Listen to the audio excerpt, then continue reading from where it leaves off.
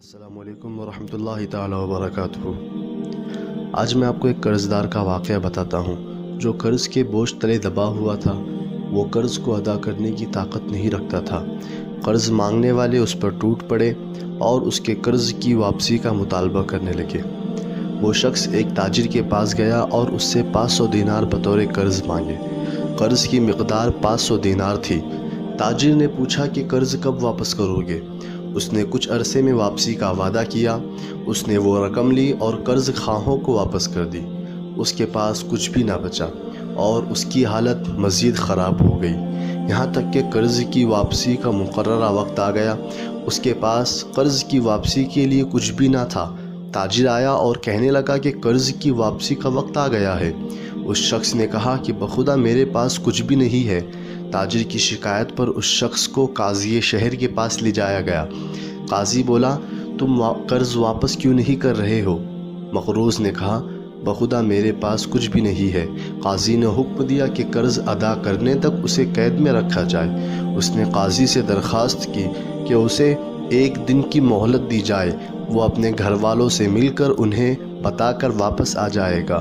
قاضی بولا، اس بات کی کیا ضمانت ہے کہ تم کل واپس آؤ گے؟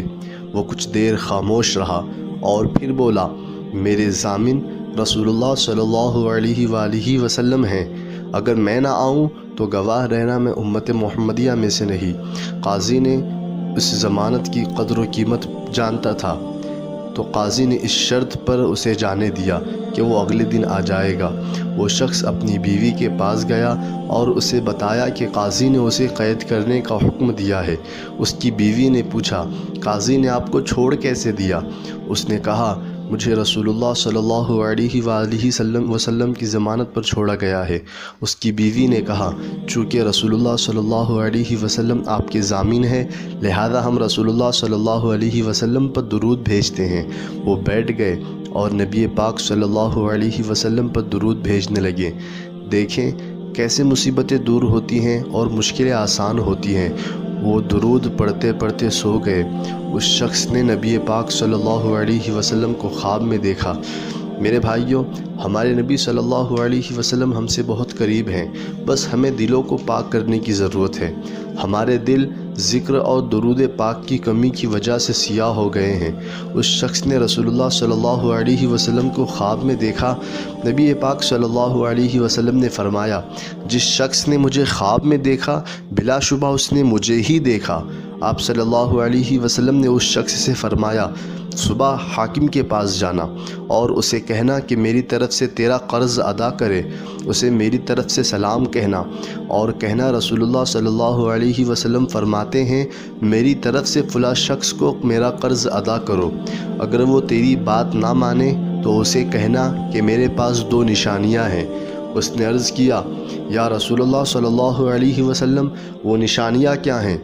آپ صلی اللہ علیہ وآلہ وسلم نے ارشاد فرمایا، اس شخص سے کہنا کہ تم ہر رات رسول اللہ صلی اللہ علیہ وسلم پر 1000 مرتبہ درود بھیجتے ہو۔